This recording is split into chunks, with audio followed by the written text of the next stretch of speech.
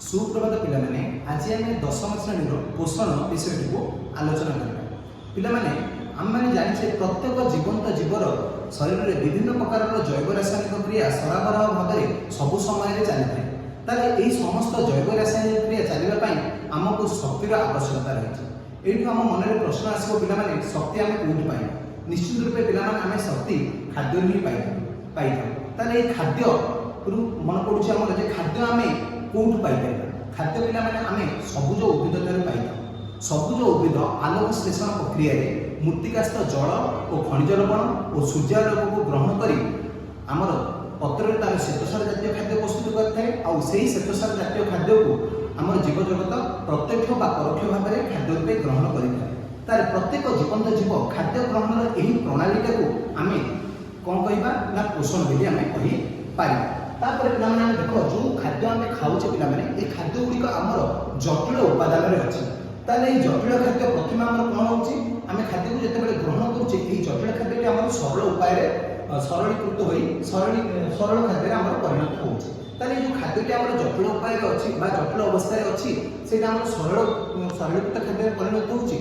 ये खाद्यर से कौन होची आम विघटन घटुची बा खाद्यर जारण घटुची। जारण घटिक आमको शक्ति मिलूँ जिते खाद्य विघटन घटुची। यही प्रक्रिया को आम अपचय प्रक्रिया कहना।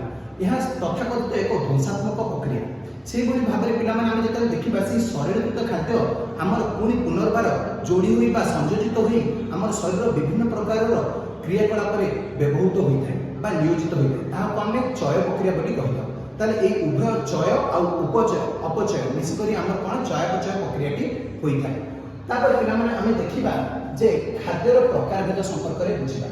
खाद्यर प्रकारभेद पिलामाने खाद्यर रासायनिक गठन कार्य और शक्ति प्रदानकारी क्षमता उपर निर्भर करी आम खाद्य को आमर 6 भाग में विभक्त करे जेपरिक श्वेतसार पुष्टिसार स्नेहसार धातुसार विटामिन और जल। प्रथम पिलामाने आम श्वेतसार संपर्क में पढ़ा। ताले श्वेतसार जातीय खाद्य कौन पिलामाने प्रथम आम जानू श्वेतसार जातीय खाद्यटी आम शरीर को शक्ति प्रदान करें। श्वेतसार खाद्य आम संगे संगे शक्ति पाई था। ताले श्वेतसार जातीय खाद्यर प्रधान खाद्य गुड़िक कौन शर्करा और मंडल यहाँ हूँ तार मुख्य उपादान। पे आलू भात रुटी जब आम कहवा ए प्रचुर परिमाण में आम मंडल थाए। मंडल भी आम एक प्रकार श्वेतसार से भाव में पे देखा चीनी गुड़ आदि प्रचुर परिमाण में सुक्रोज थाए और पनीपरिया और फल रस आम प्रचुर परिमाण में ग्लुकोज थाए। ताले ये जो ग्लुकोजटा पे देखुचे यहाँ आम श्वेतसार जातीय खाद्य ये श्वेतसार जातीय खाद्यर विघटन आम ग्लुकोजटी परिणत होची। आउ कोशीय शोषण बेले ग्लुकोजर पे कौन हो जारण घटी जहाँ जारण घटिया फल अंगारकाम्ल जल सहित आमको शक्ति निर्गत हो जो शक्ति आम शरीर विभिन्न कार्य नियोजित होपर पे देखा आमर उद्भिद शरीर में यही ग्लुकोजटा कौ आकार में संचित होने आमर स्टार्च आकार में संचित होगी। से भाव में आम जो चिंता करवा जे आम ह्यूमान मनुष्यर ये ग्लुकोज जातीय खाद्यटा आमर ग्लुकोजटा कौन संचित होना यहाँ ग्लाइकोजेन में संचित रोचे।